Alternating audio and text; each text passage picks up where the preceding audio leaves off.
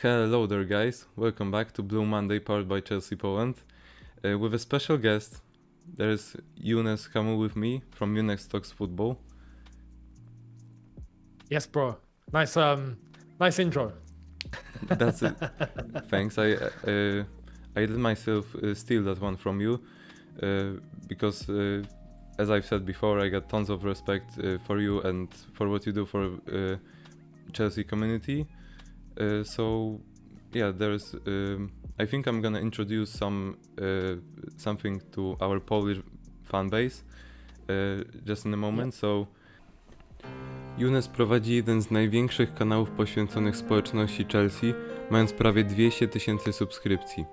W swoich nagraniach relacjonuje najważniejsze newsy, ogląda mecze na żywo i dzieli się swoimi przemyśleniami. Przez wiele lat mieszkał w Londynie i chodził na mecze na Stamford Bridge, a swoje wypowiedzi o Chelsea publikuje w internecie od ponad 12 lat, więc pomyślałem, że jest idealnym gościem, żeby porozmawiać sobie o nastrojach kibiców z różnych zakątków świata, o tym, jakie mają przewidywania na ten mecz. Anyways, welcome to Blue Monday podcast and welcome to an episode where we cover everything you need to know about Legia Warsaw. Intro.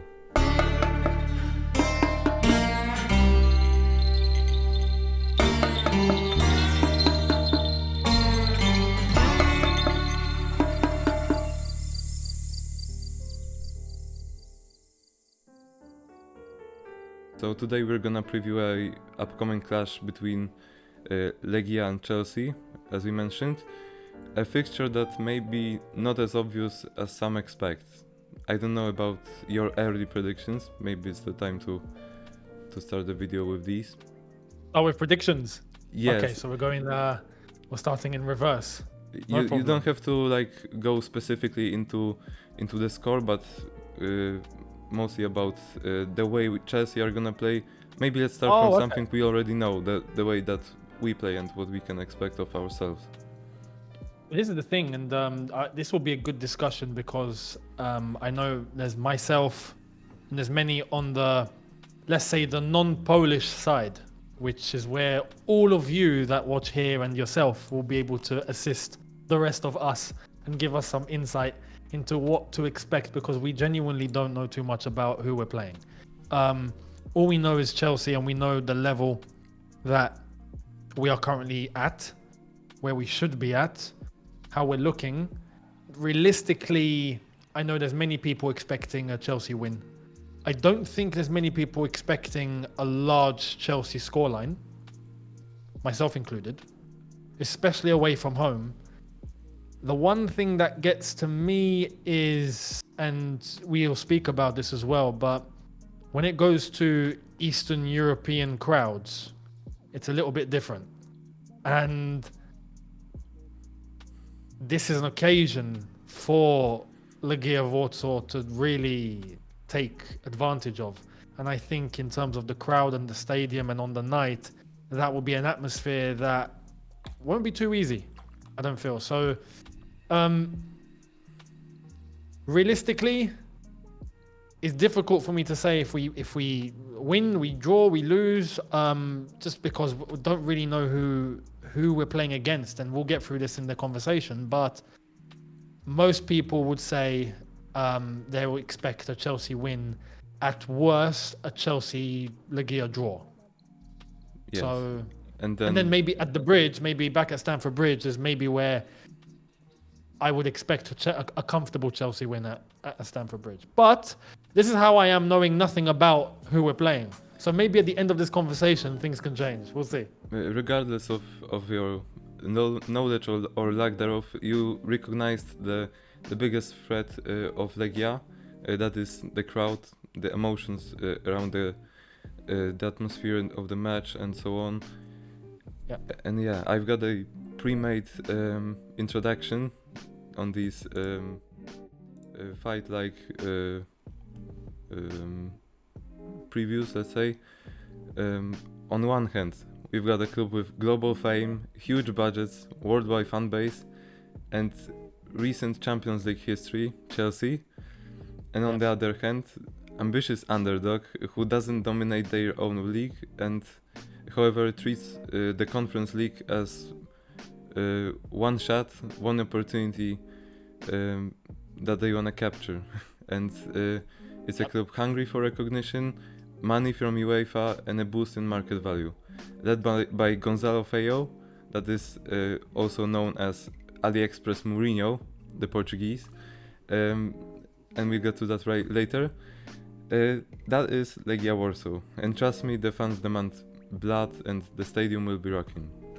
Man, I mean, I'm looking at that picture that you have on the graphic, and I'm like, yo, is that what they're saying? Like, that's what they that's expect. pretty intense.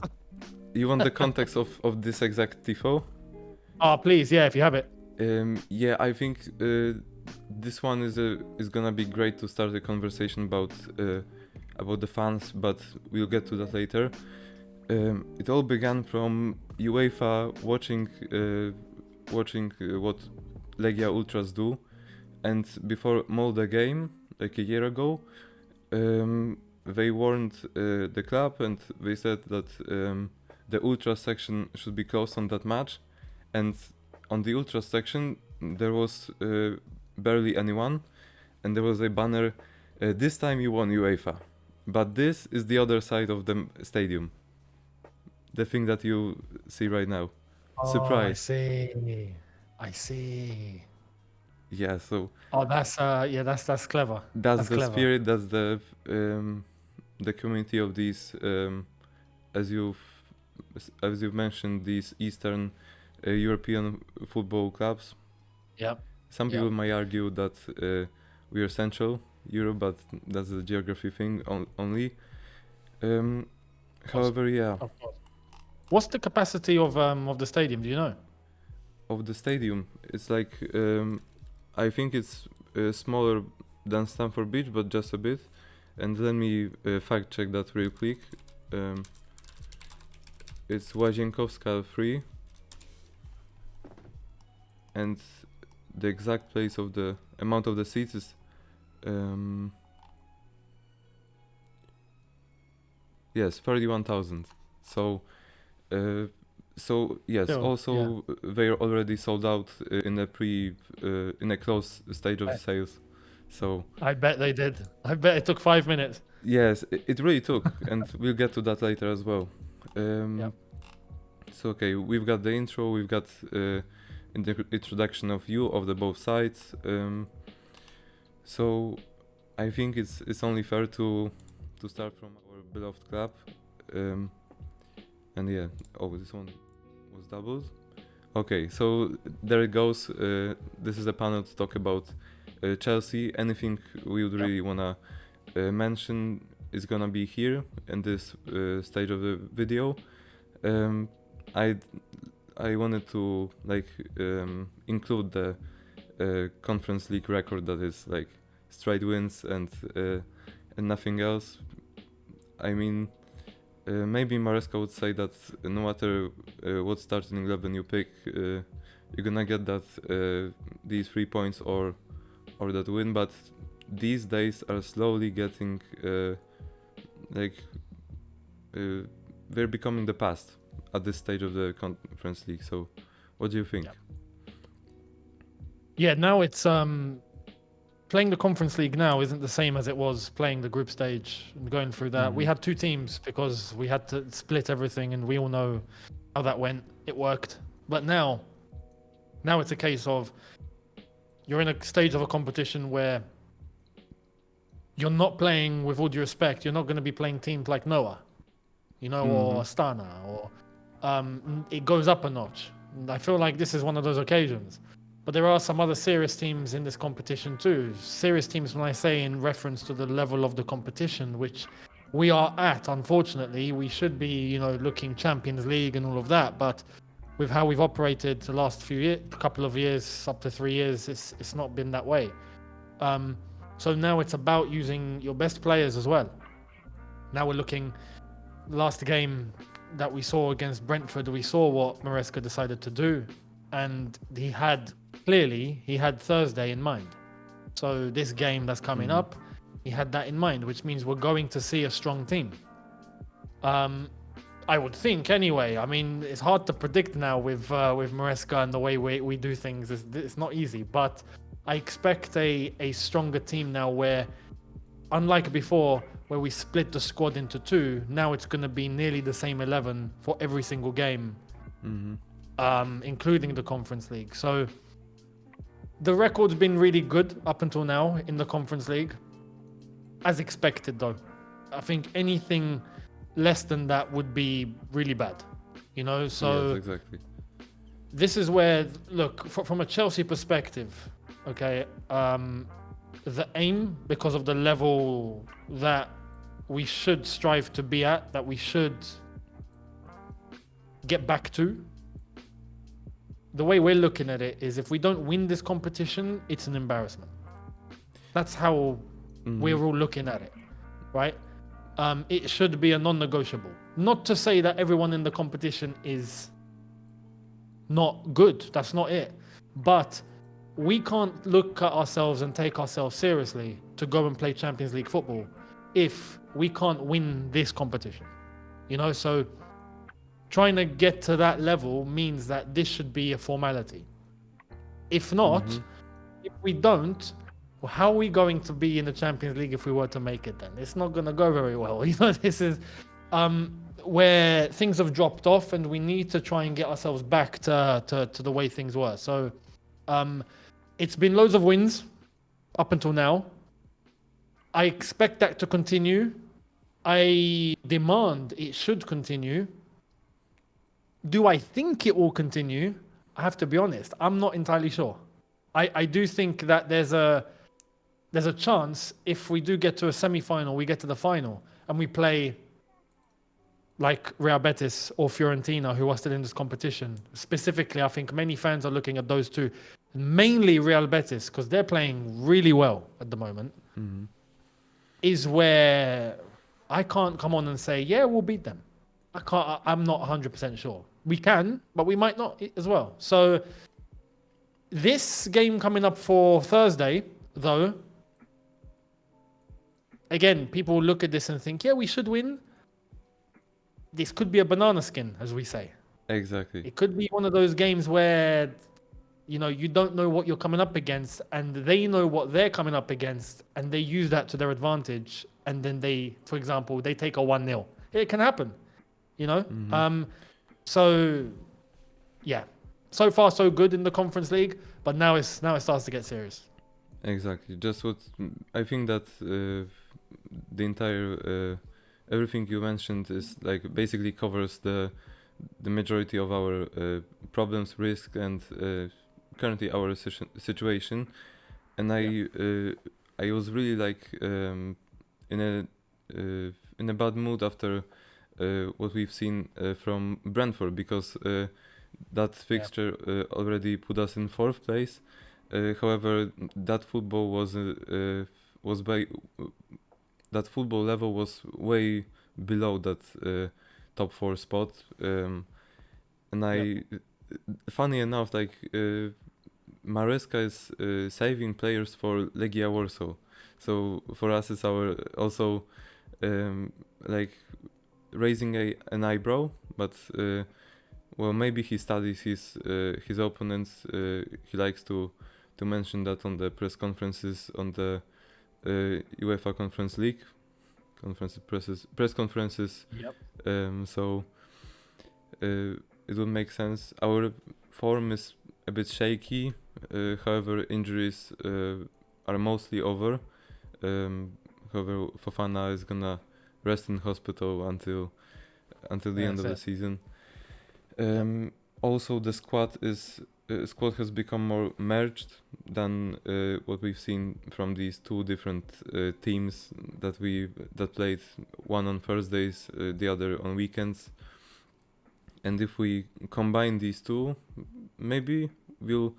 I think we surely should represent the level that would help us like cruise into the finals. But yeah, before we talk about our rival at all, maybe let's define our main threats, the biggest weapons in our arsenal. Even though it's Chelsea, let's talk about Arsenal. Yes, Eunice. The main threats that we have in our team. Mm-hmm. I mean, realistically, the problem is we don't have too many, which is a bad thing. We've got a Right. lot of guns, but we lack ammo. Exactly. That's that. You've said that perfectly. You've said that perfectly. That's a fantastic analogy. Yeah. And if you put We've got that, a lot of guns and 0 bullets. So we've got the best. It looks like we have some of the best material, but we can't fire. I would say at this time, the ones that everyone is looking to and expecting something from is going to be Nicholas Jackson, even Cole Palmer, of course. Mhm. And apart from those guys, I saw something a couple of days ago. In 2025, our top goal scorer is Marco Correa, oh my god. which And tells you we're in everything you need to April. know. It's not that early. Yeah, and we're in April. Exactly. That tells you everything. Because Nicholas Jackson, I know he's had injury and all of that. I think he's had 3 goals since the year started. And people are looking to him now because of the good things that he can bring to the team. But everyone else around are just not giving anything. Not in Yeah. terms of not giving as in effort. No, I'm sure like Sancho is an example. Sancho is playing, you can see, but there's no output. There's nothing. The same goes for any winger that we have. The midfield isn't constructed in a way where we have multiple players behind the striker that are combining. We don't play in that way. There's only Cole Palmer. And then Enzo, who did score recently, at least, is the only other guy you might look to. Caicedo, very rarely. No one else is really firing. So it's like you said, there's loads of guns and there's no ammo. Yes, and if you try Nicholas to Jackson if is you the try only to one. pull out these guns, and we click Say that by one again? shot, it's a potential. The gun is a potential, but potential threat, and we don't realize it. And It's Russian roulette. yes, yes. So It's so you purely say there is Russian one roulette. bullet. There's one bullet in there, but you have to maybe go through 5 or 6 to get that one bullet. Mm-hmm. And sometimes it might come quick, but then you have to wait another 5 or 6 for the next bullet to come. Yeah. It's very, very scattered, very sporadic, and it's not good enough for Chelsea. It's not good enough. That's just the truth. But yeah, I reckon the most likelihood we get in terms of chances will be Nicholas Jackson or Cole Palmer. Has to be. Exactly. And the others, I would say, if they decide to pull the trigger and shoot, like a Sancho, if he decided to shoot more, maybe we get something. Someone like Madueke, I think if he uses his brain a little better and selects things a little better, we might get something more from him because he does shoot. But If he sometimes it's selects just... anything other than decision to shoot. Exactly. Like, I have no doubt he does shoot, he does go for chances, but there's a difference for me when a player, and we see this not just at Chelsea, we see this across the modern game. Attackers and mainly wingers that get the ball and in their head you can see immediately it's just shoot. Just the goalkeeper is there somewhere, the goal is there, just in that direction and hope. That's not how to do it. Like, That's you not the way you should be play able football. to use your eyes and analyze and see and have a plan and already preempt where you're going before you retrieve the ball. When you get the ball, the instinct to know what space is available, what's the best way to go about it. Do I take the player on? Is there an angle to shoot? A good player should be able to analyze all of these things whilst the time is Yeah. going on. We've got loads of players. Madueke, I think, is an example of just hit and hope. Just hit. Hit, and if it goes in, great. And if the keeper makes a save, great. It's not good enough. That's just, for me, Yeah. that's not good enough. The thing is that if we try to like shoot so desperately, we've got 21 shots on shots in general against Brentford. So you can see that how many times we can pull the trigger and there is nothing. And there's nothing. When we play against a team that will be able to defend well, that we're screwed basically. I don't know if Legia is capable of that, but we're capable of not getting shots on target, and that's what I'm afraid of. Also, I put on the graphics Mark Giu. He's been great. I'm rooting for him.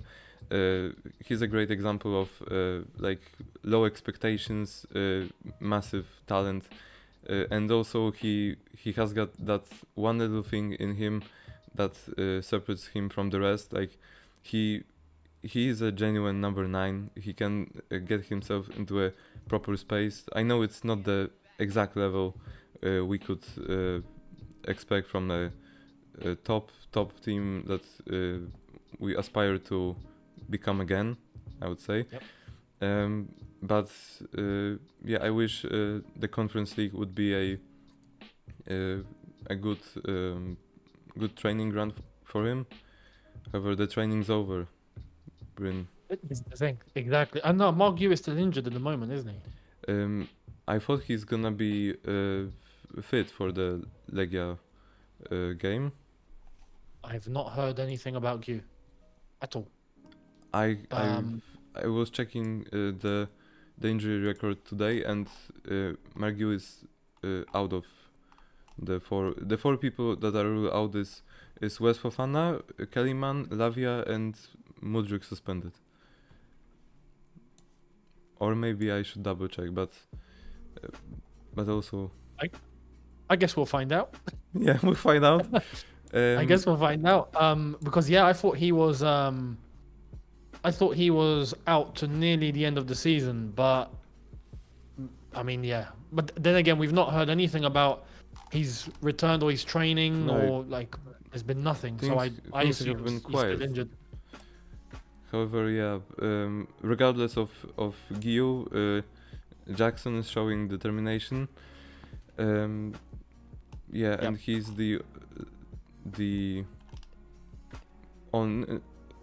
I've just mentioned Guillaume, so he's not the only, but he's the number 9 that we go to. Like Maresca likes to choose him, and that's it.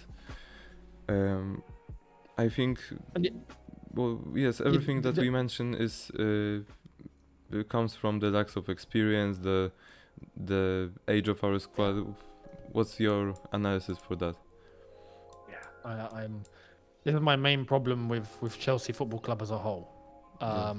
And I saw a really good clip yesterday. I don't know if people caught this. This wasn't really going on Twitter, but I saw it on Instagram. It was Joe Cole talking to TNT Sport about the lack of experience in the Chelsea squad.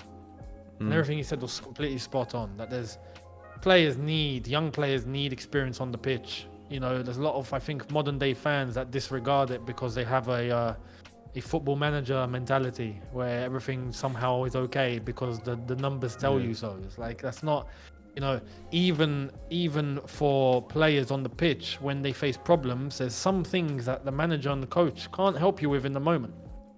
The only person that can help you is your teammate next to you, and it helps when you've got good experience next to you to get out of certain situations, or if there's certain scenarios, or this is how young players learn faster. And we don't have any experience, good experience in that team at all. So this is my main problem. I feel like you can't expect to get young players up to an elite level when they have to figure it out for themselves. Yeah. You know? So this is my main gripe, and this is why I'm not surprised we're operating the way we're operating, and I worry that it will continue that way, even past the summer window.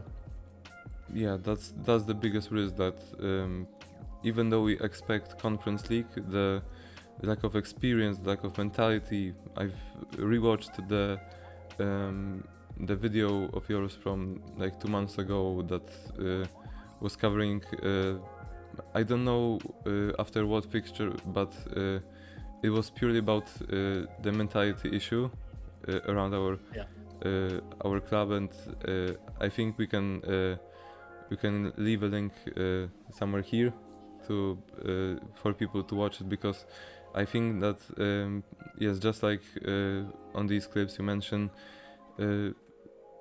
these problems are well known in our Chelsea community. We repeat it over and over again, and nothing changes really. So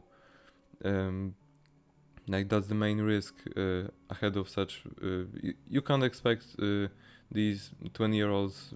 They're just a little bit older than me, and they're expected to figure out how to play football on a world-class level. I really miss Thiago Silva for that. Exactly. Yeah. Exactly. That's an example. Just an example of One of many. someone that will help lead. Yeah. And it's not just on the pitch, it's things off the pitch too, in the dressing room, the way you carry yourself in training. There's things when you see it when you leave a bunch of young, let's say that you leave kids all together under no supervision. What happens? Sometimes they get carried away, right? Yeah, they go wild. If you have someone to help steer and tell them and help them prevent any mistakes, and they explain why, they're learning quicker. It's the same concept. There's things in a professional environment that the older ones, the more experienced ones, will show to young players, not just of doing the right thing, but showing them this is what you need to do if you want to play not just at a normal level, at an elite level, because there's two different things. Playing at a normal level. Someone. Exactly. And there's none of that. So it's like, how do you expect them to reach the level we all want to get to when there's no one leading the way in that regard? This is not going to happen. This is my gripe. I stress that if Chelsea were to just go and get 2 or 3, I think that's all we need. 2 or 3 real established leaders, and not just leaders in terms of like leader. I mean like elite level footballers, right? That are winners, that have been there, that have done it. 2 or 3 will help dictate the entire direction of the future of all of these young players. Yes, and then they can lead the way. This is the bare minimum you need to build a good culture. That's why players develop in city, these youngsters, and not in our clubs. Like they become forgotten, and that's why I worry about Estevao and players like these coming in. Massive talents, massive expectations, but with a club that really messed up with its own atmosphere that they really had, like these 3 or 4 years ago. The TT. Oh my. Yeah.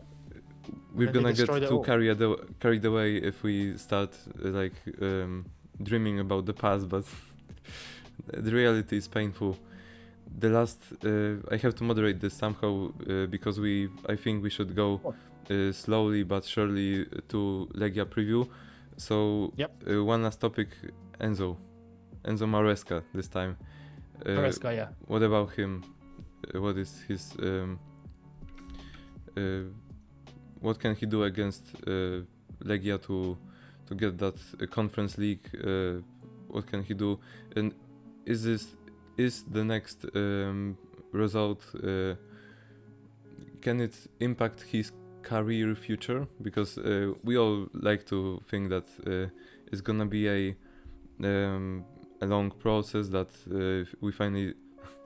we don't believe that, but that's what we hear. Like we finally found someone to work for the next 5 years and so on. But what's the reality behind these words? I think he's not going anywhere. Right? I don't think. Why? Because I don't think there's any resistance on his part. I think he's happy with what he's working with, how he's working.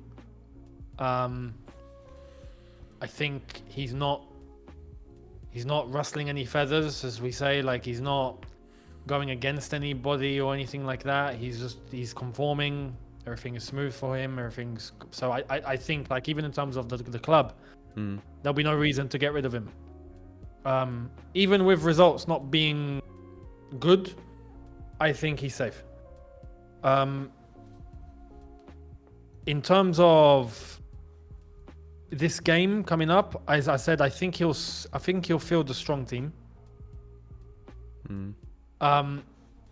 My concern is just like the Brentford game.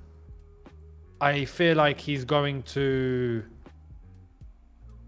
if we were to stay in the Conference League, I think he'll keep rotating as heavy as possible. Mhm. And I think that will stop us from getting top 4 or top Yeah. 5 in that case. We I think won't that will build have an any impact. backbone. I think it'll be because the games we have coming up are only going to get harder. And realistically, we expect to still be in this competition. So in the midst of all of that, we're still going to be playing a semi-final, 2 legs, maybe even a final. Mhm. You know, so if that's going to be the case, then I think he's going to keep that in mind just because it's a trophy. Yeah. Even if it's the Conference League, but it's a trophy. I think that's going to be. I don't want to go down the direction of top 4 is more important than a trophy. Mhm. It shouldn't be. But in this regard, in the grand scheme of things, this is the one exception. Don't get me wrong, not winning the Conference League, like I said before, would be embarrassing. And I feel like It will be. we should be able to do both. That should be the bare minimum of qualify for the Champions League and win the Conference League.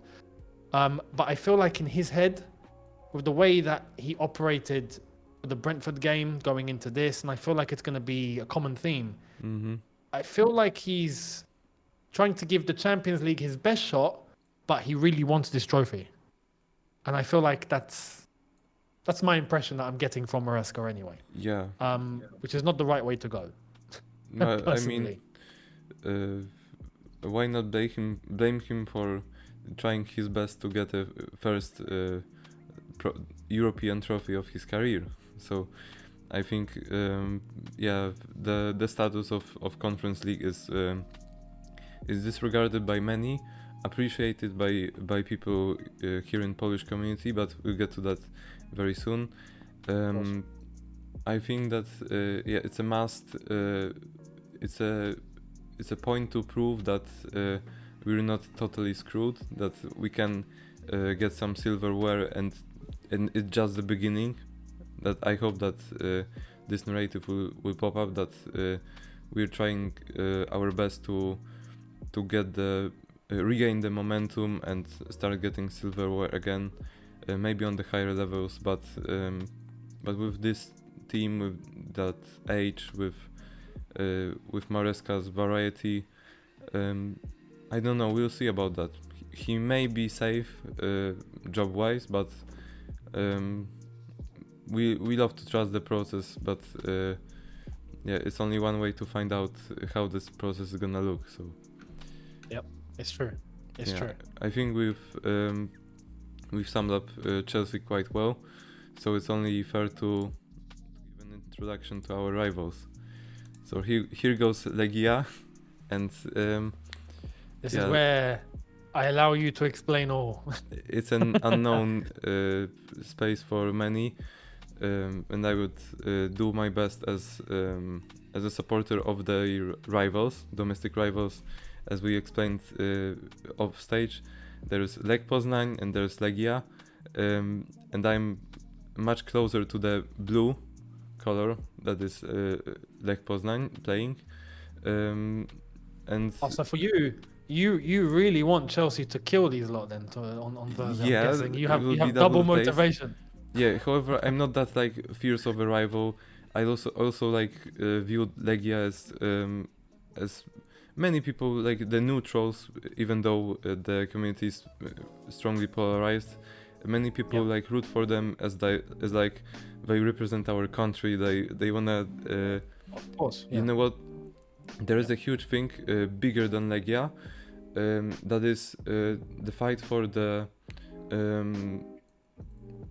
for our there is that UEFA structure that sums up the ELO points for every league, every country, and if Polish teams do the best in Conference League, we've already overtook Denmark, I guess. We're on 15th, extra class is 15th in Europe, so every other win, every other 3 points on the European stage is a fuel for Polish football industry in general. So Of course. there's It only means higher chance of Champions League football, Europa League places. Yeah. Yeah, I'm not gonna like get into much detail, but for this current situation, we've got two teams, or at least two teams well positioned in the Champions League qualifier stage, like that preliminary phase. And yeah, so going back to Legia, they also gain millions from every single win, and funny enough, they've got tiny bit of history of making surprises against these bigger rivals. They drew Real Madrid 3-3 in Warsaw not that long ago. I think it was 2016. Let me check that. Yeah, it was 3-3 in 2016 Champions League.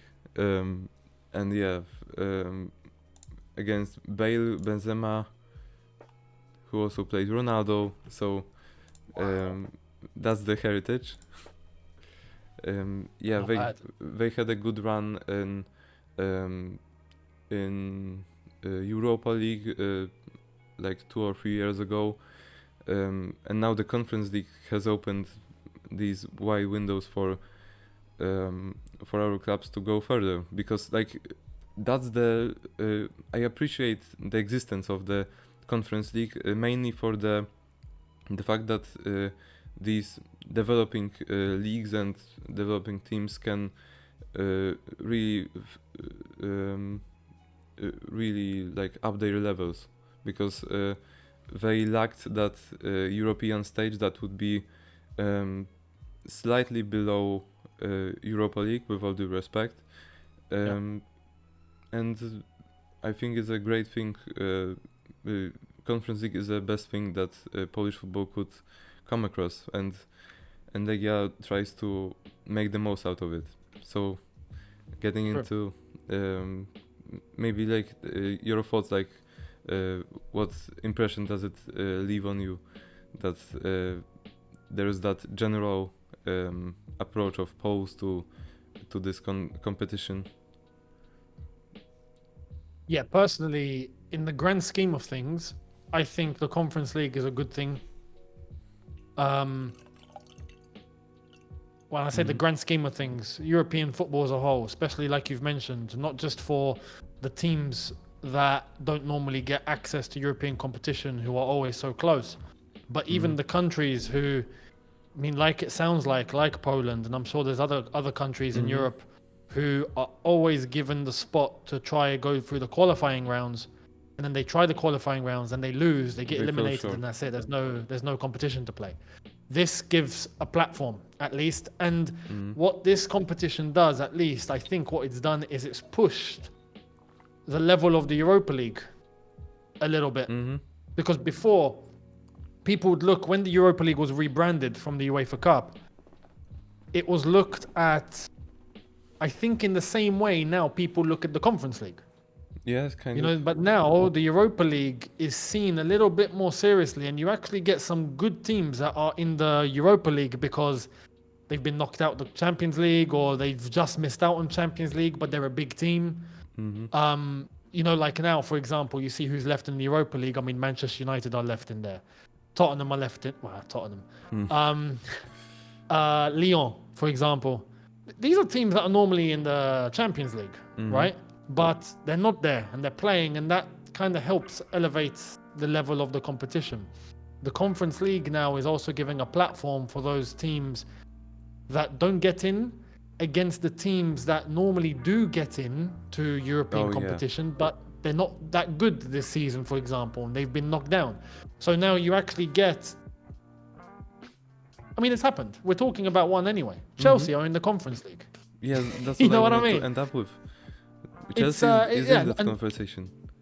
Yeah, for Legia, for example, for Legia Warsaw now, this is huge. You know, it's like they're playing Chelsea Football Club, who won the Champions League 3 years ago. You know what I mean? So it's a good thing overall for the continent and for teams that don't normally have this platform. For us, for Chelsea, Like when we look at this competition, we're like, yeah, we shouldn't be here, guys. Do you know what I mean? Just in terms of where we aspire to be and where the history is and where we were not long ago. But that doesn't mean that the competition is worthless. No, the competition brings a lot of good to European football as a whole. So that's where I stand on it. So overall, now that I've been listening to you, Chelsea are doing a much more important job that many people like to think they do, because they dropped into Conference League to up the level of the competition, to help the other teams develop. We actually, I think we've accomplished that because that defines the Charity FC in it. It does. That's peak Charity FC, peak. But when the competition started and we could see, Roma, for example, won it, and that was with Jose. You know, to think like a manager like that is already competing in the Conference League and he's won it, and that adds a bit of prestige. West Ham is an example in the Premier League of a team that doesn't play European football, but they get a chance at it and then they win the competition, and that's something for them. You know, when West Ham won the Conference League, it's like, okay, they won a European trophy. So this is where, and now we've got Chelsea competing in this competition. It's given a name to the competition, at least, I think. Yeah, I think overall the picture of Conference League is gonna be more and more respected overall. So yeah, I think that's it. Talking about general, let's get into like more details about Legia, because we are a really amusing team to watch this season, mainly because of the guy in the middle, Gonzalo Feio. I introduced him as a cheaper version of Mourinho, because he's Portuguese. He speaks our native language perfectly. Really? Yes, he speaks perfect Polish. Good on him. Good on him. He talks about mentality. He talks about protecting players. He has a love-hate relationship with the crowd. He likes to hate on the journalists, bite back on them, disregards the important people from other clubs. Like he was asked about the other, like the president of the other big club in Poland, like said something about it, and the journalist brought it up, and he was like, who? So people like some people like love him for it. Some people hate and laugh at him. Is like he wants to have these aura points when Mourinho has that status, and yeah, he's Portuguese, so the comparisons are almost obvious. So I was gonna say, he sounds like my type of manager. Yeah. From what I've heard, I think I would like him. Definitely, I would love him, especially that watching. Sometimes as a Lech Poznań fan, I would like to like go to the gym, and on my headphones there would be his press conference. That he's a great speaker. However, the footballing level isn't always there. Like his form has been a bit shaky, as you see. They don't dominate the Ekstraklasa; they're fifth, so some slip-ups happen. However, he's got the expertise. Many players mentioned that they genuinely look up to him. That he's the best specialist they encountered. So I don't know. He was really disregarded because, similar to Maresca, he's got no experience with leading a top-level team, like higher domestic competitions. Yeah.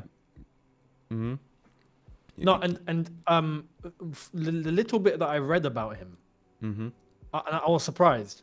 I know he's 35. He's young. Yes, he is. And he had his youth career as a player in Benfica, but then he stopped playing. He didn't play senior football, and he went straight into coaching. Yeah. From his university days. Say that again. Mourinho had similar path, I reckon, but he made Similar it to juniors. esque, yeah. I mean, Mourinho, at least he did play. He played a level. He did play senior football a level. I think he was in goal like his dad, because his dad was a big goalkeeper.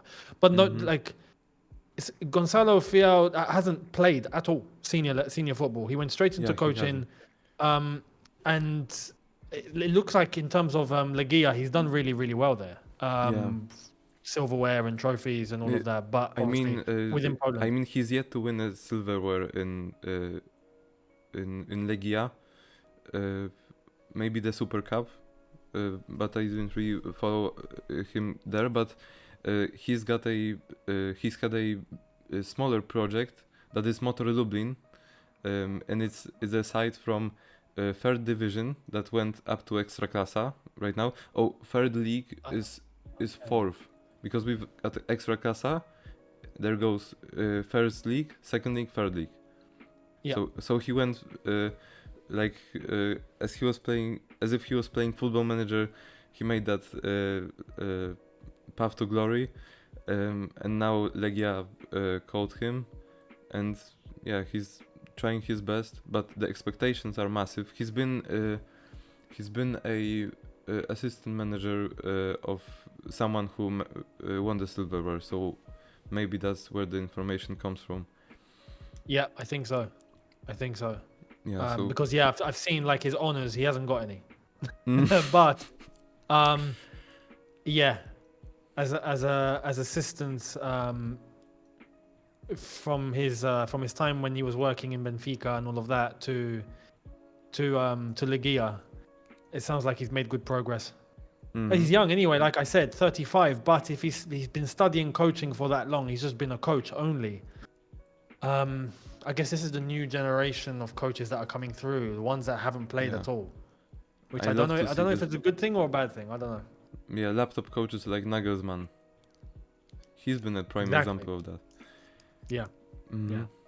So I mean, Feo is like really resembles Mourinho on these press conferences, and even if he lacks that football experience, he commands respect in among the players, and I think that's a good thing. And that first impression you had about him being your type of manager, it's something like really interesting because there are two massive affairs that he's had, like the biggest controversies, because Mourinho would have some of his own as well, right? So he's got to make something up for it. But Mourinho had that time when he was suspended, and he came into the dressing room in a laundry bag or something. Yeah, laundry basket. Yeah, a basket. And do you want to hear it? Because tell me. If he's done something similar, then I like this guy. It's not similar. It's much more hardcore, because in that much more hardcore. Yes. Buckle up, and everyone who's watching, because this guy, when he was in argument with the chairman of Motor Lublin, he's had a fierce argument, and he took a document tray and threw it right into the face of the director. And he had his this, I don't know the name of that part of it, but he's got his face like bleeding, that the eyebrow line, and he was injured, and guess what happened to him? Nothing. The secretary who watched it all was fired, and that's all. No way. So he got away with it. That's a true story. He got away with it. He remained in Motor for like almost a year after that, because they see like, okay, he's a madman, but we don't see anyone better. Let him stay. The chairman was also like, now he's really like all guns blazing, hating on him, but then like people wanted to keep him. and that's only one of many. Did the guy who he I don't know, did he punched or he injured? Did that director stay at the club or did he leave? Yeah, he stayed, and So he was everyone like stayed. he was like one of the owners, I guess. Wow. Yeah, that's unheard of. If that happened in the UK, for example, there would be big consequences. He would be fired. Yeah. There'd be compensation. There would be a court case. There, there would be all Somehow sorts. All sorts. they really wanted to forget about it, and they did.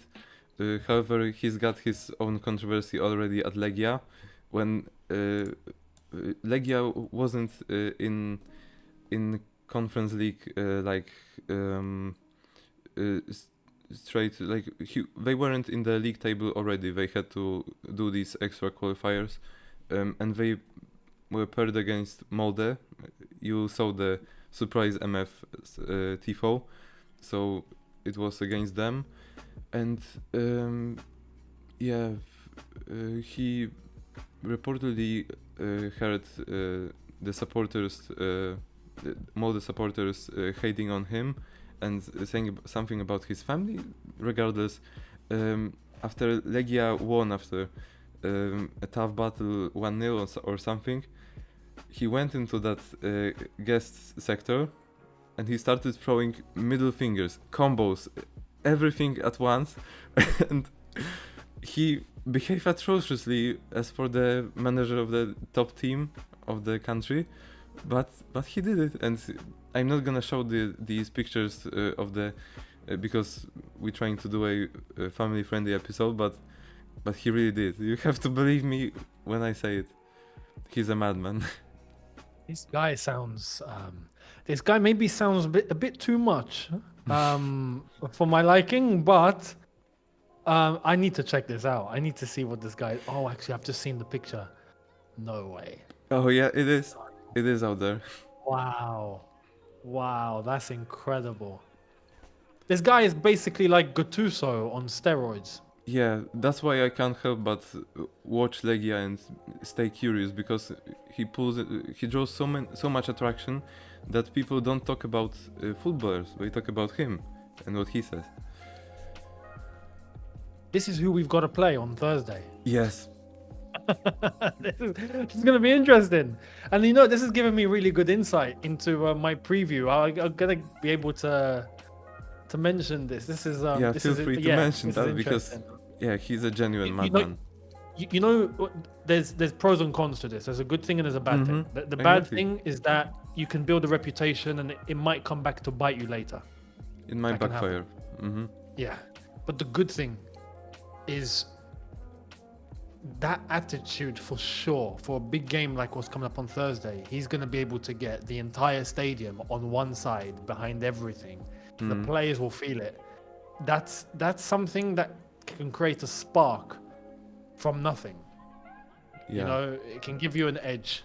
It can. It begins to feel really hostile. I feel like this sort of manager could be someone that gets the whole stadium to get really emotional. And believe me when you I play say in that environment, Legia doesn't need that big of a manager to get the crowd behind them. They always behind the team, and even in the darkest moments, in the worst performances, they are out there and they are yelling curse words at them. So they're like, people are so emotional about their football club. do the fans, as you know, do Legia fans like this manager or not? That's the thing. He polarizes so many people that even within, I like to think that majority of Legia fans love him. They got to love him because, but others are like a bit of fed up. He's talking with so much class, but the results don't always show it. So yeah, there is also a thing about they drew Molde again, I guess, or someone. I remember you were keeping an eye on that result during some watch along. I was, yeah. and they were losing 3-0 on the first half. So Yep. and from what I've checked, all the attacks have been from the center of the pitch. So they sometimes lack to understand the patterns, but they picked it up. That's what I expect from that personality of a manager, to like they really keep their heads up high, and they try to do their best to minimize the loss. And in the other fixture, they edged past them. Also in a it was an overtime or something like that. Yeah. So yeah. It's interesting. I'm curious to see what's going to happen on Thursday now. I mean, does these sort of managers as well? They tend to get their teams to play very physical. Mm-hmm. Of course. I don't know if Legia are the same. Do they play in can that be sort of physical, manner? like regardless of failed save. He wouldn't say that, but even if he were to say, guys, please treat them with respect. There are people that would like grab our Madwekes, our Tosins by their necks, and they would like. You can really expect anything out of that fixture, and that's why I'm glad we're talking about it, because many people overlook that, and it can be more entertaining that you may think. Exactly. And this is the one. It's the one thing. I mean, like I said, like realistically, people are expecting Chelsea to have maybe too much quality. But if there's one thing that can stop Chelsea with the way that we're playing, the young lads that we have, the slight inexperience, all of this is to play in a frustrating, physical, in-your-face sort of way. Yeah, in a hostile aura of the crowd. And exactly, sort of low block on the counter-attack. That's the best way to beat Chelsea. Yeah. If you were to do that and you're physical on top of that, you don't let Chelsea breathe in terms of chances, then that's the best way to try and get the upper hand. And the way that I look at it is, a manager of this sort of nature has the best chance of trying to pull off something like that. So, but it comes down to mistakes as well. Yeah. It comes down to the That's naivety. the other side the of day. the coin. It's the other side of the coin, exactly. Legia may slip just as easily as they did with Molde. Exactly. And if that happens, I expect Chelsea to pick up the pieces. Yeah, I remember Lech Poznań playing against Fiorentina with the sold out as well. It was quarterfinal 2 or 1/8, or I don't remember, but many people were buzzing. The crowd was wild also, but on the field there was embarrassment, I guess, because they ended up losing 4-1 in Poznań. However, they really showed their hearts in Fiorentina in the other rematch. So yeah, they still didn't make it, but Legia is a spirit, is pure emotion, aggressiveness, and the mentality that Chelsea lacks and wishes it would have. So Exactly. So that's it. I think we've got Legia covered as well, and we've been talking about it as well, but it's time to talk about the crowd, because we've got sold out on the left and desert on the right, literally, because I've been looking also at the matches. By the way, I don't know why I'm introducing that so late in the episode, but me and few of my colleagues from Blue Monday podcast from the Chelsea Poland in general have been accredited to go to the press conferences in Warsaw. So there may be a chance we're gonna ask some questions face to face with Maresca or whatever player is gonna be there. So Perfect. I look forward. I'll be watching that press conference then. Make it good. Yeah, sure. I'm still curious about how it's gonna look, but yeah, we're discussing the details, and we've got a trip to Warsaw scheduled for tomorrow, so we'll see. That's the entertainment you get in Warsaw. However, in London, we kind of overlook that. People overlook the fixture in general. That's what we keep repeating. I don't know. We still don't have a sold out, and it's been a atrocious situation because I don't remember a moment when people have been ignoring a fixture so much as they do with Chelsea Legia. What do you think? Is this for Stamford Bridge? Yeah, I'm talking about Stamford Bridge. Yeah, so I've not actually checked. There's loads of tickets still available. Yeah, many people like I don't know. They may have been sold out like this week, but the sales have been open for so long that many people didn't took these places, these spots. So I don't know. I've checked myself. It makes sense. Mm-hmm. Actually, yeah, no, I can see. Do you have a ticket screen? There are still tickets available. Yeah, season ticket holders who have yet to purchase, and members can purchase one ticket per. Yeah, tickets are still available. That's surprising. Yeah. Well, surprising, not surprising. Mm-hmm. There's two sides to this. If this was a Champions League game, it'd be sold out. Mm-hmm. 100%. Not just that, but there is also frustration with match-going fans and what they're seeing when they go to games. Mm-hmm. There are fans that are just not happy with what they're seeing. Yeah. Just in terms of the way that Chelsea are playing, what they're getting, what they're watching. There's no buzz. Now, that's the Chelsea side of things. There is an English Premier League problem when it comes to fans. Quiet levels. The problem. Oh yeah. There's a misconception when it comes to the English fans. English fans have always been quieter than everyone else, right? Especially the European crowds. We don't even need to go. We don't even need to talk about Eastern Europe. Europe. On me, as I've attended Stamford Bridge, like compared to like Poznań or anything, they have been so quiet.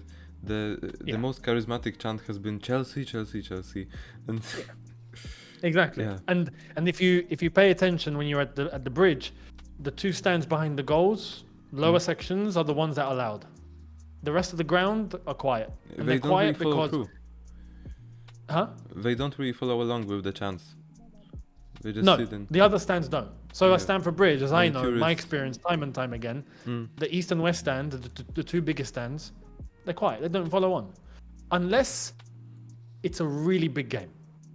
If it's a really big game, say for example it's a big rival, not even this season but historically, or Champions League big game, quarterfinal, semi-final, under the lights, it's a different story. The thing is the English fans need a reason to get out of their seat. That tends to be the mentality. But this season and more recently it's gotten worse because the level of the Premier League as a whole has come down. I don't know what's happened. I don't know. There's many theories and there's many reasons as to why. With the style of football that people are just bored with, too many games, players don't take risks anymore. Managers are overprotecting because of fear. Too many games, injuries. There's so many things that may contribute. And that has an effect on the fans. And on top of that, for the big clubs, there's more and more tourists now going to games. Yeah. There's more fans that are disinterested. There's the old school traditional fans that maybe not going as much. Do you That's expect all a got proper an effect. Do you expect a proper sleeping section opened? I mean, Chelsea specifically. Remember the sponsorship with I don't know, some bed company, and then they had like a bed in the stadium just to, like. Just, I those remember sort of you bringing things. this up. Yeah. In England, there tends to be a problem with all of that, and with Chelsea specifically. To add on top of that, it's not like Chelsea from a few years ago. If it was Chelsea a few years ago, we wouldn't probably be having this conversation because we'd be playing Champions League football. So when you have those issues already, plus Conference League, which is a lower level, the frustration of Maresca and the way that we're playing on top of that, there's some fans that are just not interested. They're going, what's the point of me going on a Thursday night when I've got work tomorrow of me going and wasting money to go and watch something I know I'm not going to enjoy. That's just the way that it is. Pure calculations, time wasting, and say again. They just calculate. It's not affordable to go there, and it's a waste of time. And that's another thing, because there is a problem now in the UK Prices. of cost of living crisis.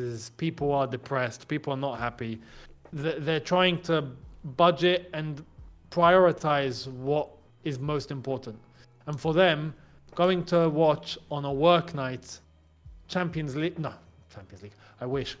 League at the Bridge in a game that they expect to win anyway, and the brand of football isn't good anyway to watch, then they think there's no point. And hence why now there's tickets available. I think all of that of why I've explained is the reason why. And there's the other side of the coin, where we've got Legia, and the sold out in the early stage of the sales. I've seen a really awkward and complicated schedule of the sales that not only like season ticket holders can buy it, but it has been split off the first few days of April, that people who have attended this or that amount of the matches can claim their tickets now, and day after day they made sure that they already have people who attend the matches consistently. So there isn't gonna be any space for tourists. There isn't gonna be any space for neutral fans. Everyone's gonna be there for Legia, and there's like just about 500 Chelsea seats for guest sector. So, is that it? Yes, 500. That's all we've been given. Mm-hmm. Wow. Okay. That's barely nothing.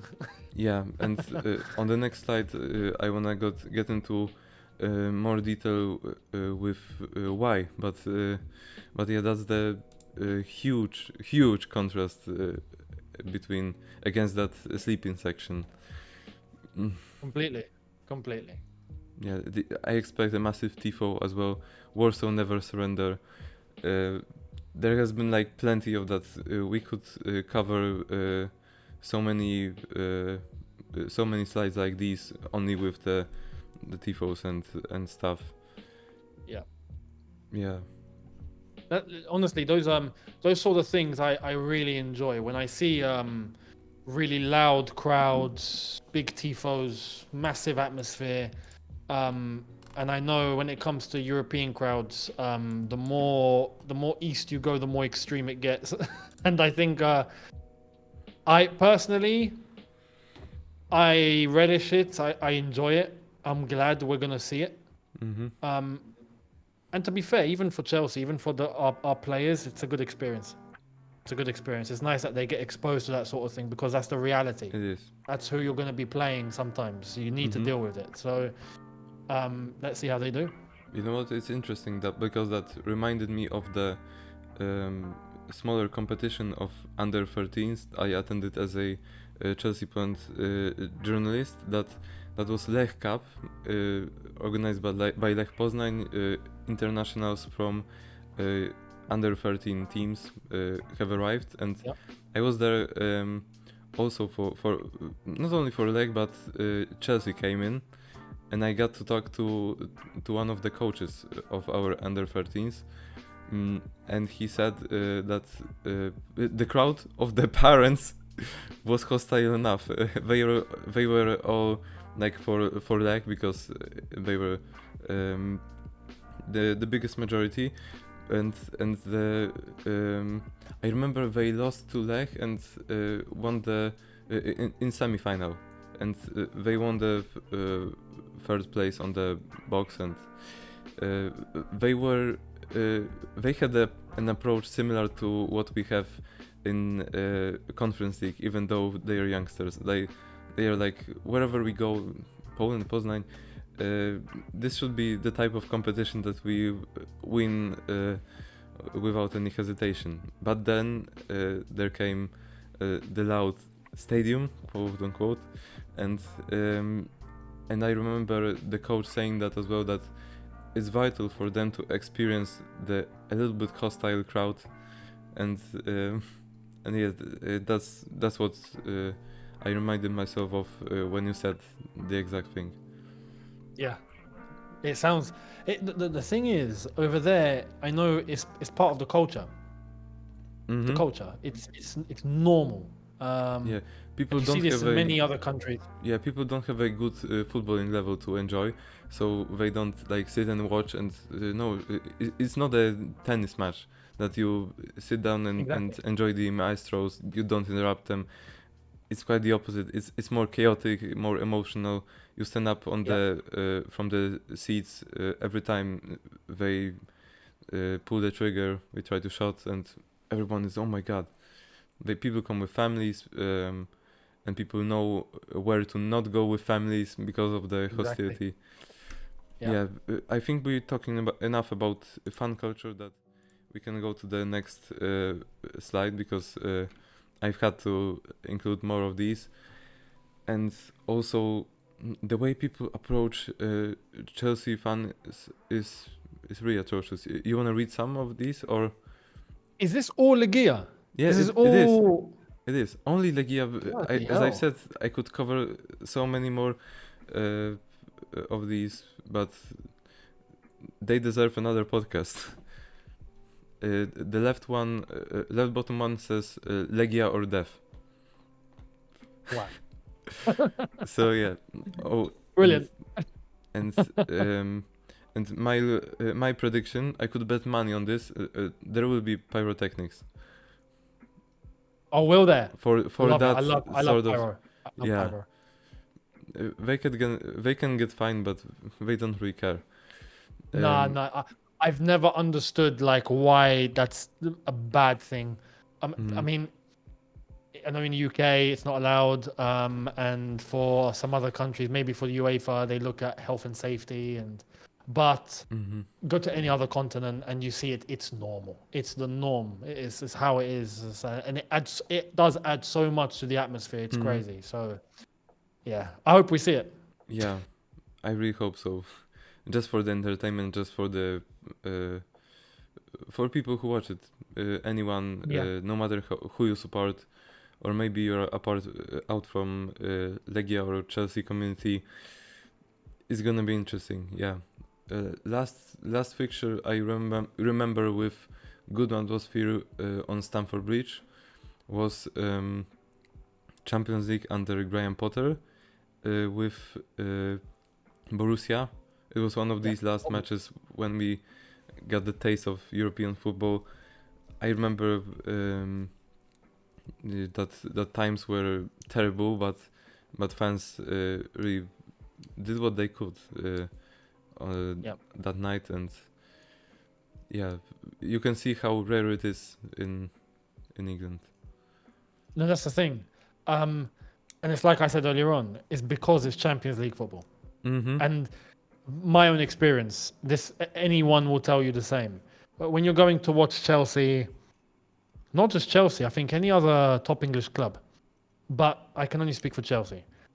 When you go to watch Chelsea on a Premier League day, even a Premier League night, compared to a Champions League night, it's a different atmosphere. I don't know what it is, but Champions League night, as we say, under the lights, you feel it. You feel it. So it's hard not to react. Like there's something in the air, which is why it adds. And you see, like on a Champions League night, Chelsea, the Stamford Bridge does get pretty loud, especially when you're in the knockout stage. It starts to get serious because now you're starting to think about winning it, and it's that urge and that will to want to go all the way and win it. You know that there's a real possibility. It makes the fan more like, okay, yeah, we've got something to. Yeah. It gives them something to believe. There's something to fight for. Exactly, and it adds. So, this isn't something, unfortunately, that you're going to see for the Conference League. It's just not. It's not from Chelsea fans. Chelsea fans, no. It's not. The bare minimum, I don't even think, but the bare minimum may be semi-final, and it's against, it depends who we get. If it's going to be a team that we can see where maybe this could be a big threat. Can we face If not, Fiorentina? I don't see it happening. I think Betis is on the other side of the... Betis on, yeah, it'd have to be the final. Yeah, they play Fiorentina, I don't know. Jagiellonia, by the way, another Polish side. Ah, okay, well. But well. there is not that much of the expectations out there. They expect to get beaten, and I don't think we are that emotional. So here's a question. From what you know, do you see Legia fans looking and going, we can win this? Legia fans, What's their expectation? At this stage, I think they reduce expectations to like, do your best and we'll be there. However, if they would, I've got these. Also, I asked Polish Chelsea community.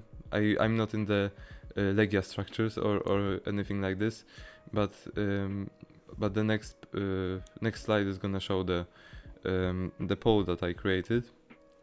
But do Legia fans expect to win? I don't think so. They will be realistic, but they will do their best with their throats on the stadium and on the stands. So yeah. I mean, if we're being honest, realistic, if to get a chance to go through, I think they need to get a result at home on Thursday. Have to. They need to, and they will have to like cling to it in London. Exactly. That's the thing, because then you have something to fight for and hold on to when you go to London. Because at Stamford Bridge, the best thing to do is just to try and make life as difficult as possible, not to try and go and get a result. If you have to try and go and get a result, I think Chelsea will. The exact will thing Brentford did, for example. They gave us the ball, they let us play, and they go with one or two counters that may not be as successful, but they get us out of the rhythm. So yeah, exactly. So Thursday for Legia is important. Yeah, to try and get something, they have to. So expectable nowadays. Yeah, but we can get to the predictions at this point of the video, because we're already like 1.5 hour almost into 1 hour 20 minutes. So there has been a shortcut, but I've asked them, the Polish Chelsea fan community, shout out to them. You can check all our pages on the right upper corner. And yeah, we've got lots of articles, mostly in Polish for Polish community, but yeah, we do our best, as well as on the podcast. We expect a talk with Legia experts as well. However, that's the responsibility of Hubert, another host. But going back to the pool, I've asked what are your predictions, and I left 3 options and 1 empty for comments. The first says, with the most amount of votes, 80%, Chelsea will get the best of the mistakes Legia will do and win in Warsaw. The match in London will be a matter of formality. So that's what people expect. I think that's the most realistic outcome from universal for Chelsea fans across the globe. Yeah. Second is, and I've voted for it just for entertainment purposes. Chelsea will completely melt in Warsaw, but will get better on Stamford Bridge and get through it as expected. And third is like click if you're a Legia fan. That is Legia Chelsea will break down mentally and won't do anything in Stamford Bridge, like a goalless draw or something like this. Yeah. Honestly, I don't expect a draw in in Warsaw at any circumstances. The both sides are. What do you think? Yeah, it would be. Let's just say for the Chelsea fans, it won't go down well. If Chelsea don't win on Thursday, it won't go down well. But there is a second leg that I think people would look at. My honest prediction here, I don't think it will be a large scoreline. Mm-hmm. But I do see a Chelsea win. Realistically, I reckon. I'm having to give a score. And my scores have been decent this season. Mm-hmm. I'm going to say Legia 1.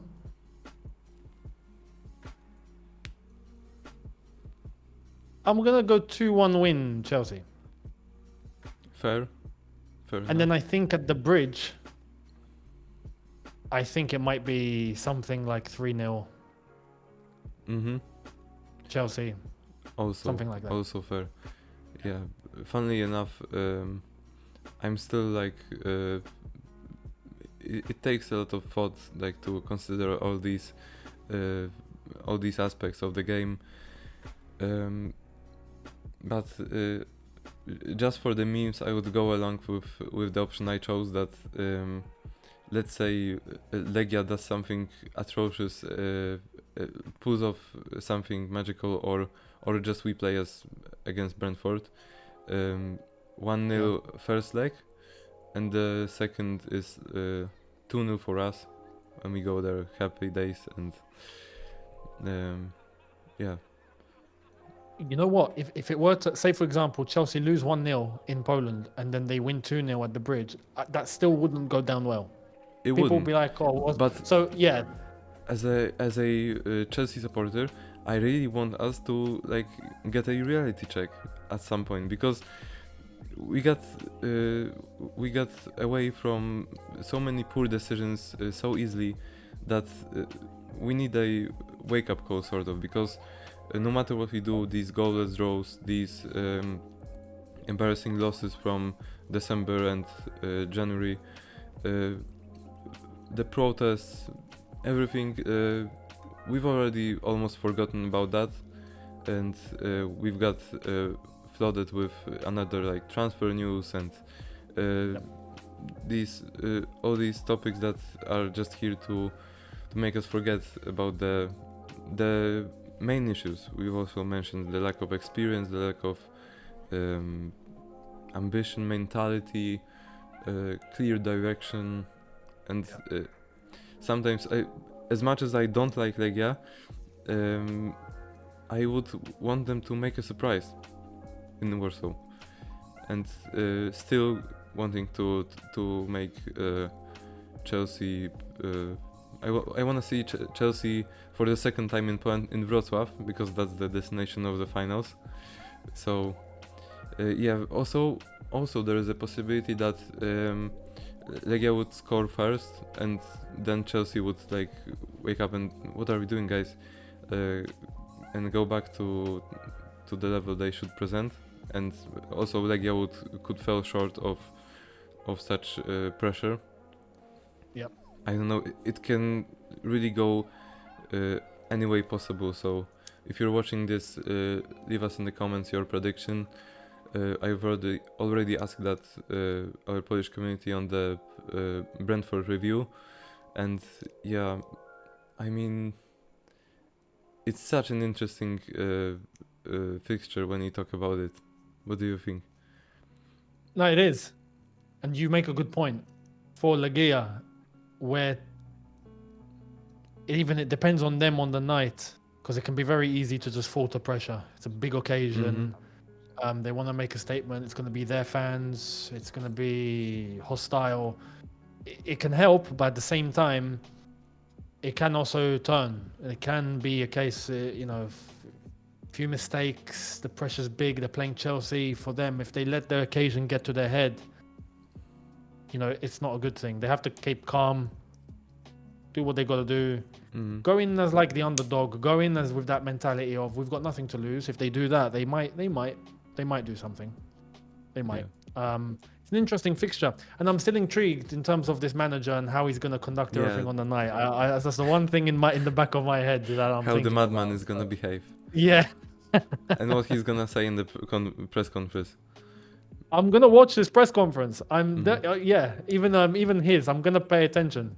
Yeah. I'm gonna pay attention to it. So yeah, I'm really curious. So I hope we entertained you enough for tonight, and I think you're already out there waiting for the scheduled match against Legia in Warsaw and in London. Then, however, yeah, this can end up in any way possible. Doctor Strange couldn't find one pattern that like the game would end up with, and yeah, we've got our predictions. We expect to see yours, and I think we're getting closer to the wrap up of the episode. So yeah, how did you like it here on Blue Monday? No, honestly, thank you for having me. First and foremost, it's given me a good insight into what to expect on a team that I know many on our side don't really know much about. So I appreciate all of that insight. And no, it was really good overall. Thank you to yourself and to everyone watching. And I hope they enjoyed what we've shared in this conversation. And make it known in the comment section below, basically. And again, thank you for having me. It's been good. I've enjoyed it. I'm so glad that I can have you here as well. And yeah, if you're open to anything in the future, regardless of Legia future, my rival, and anything like Chelsea related, I'm down for it. And anything also for the international community, I'm really open.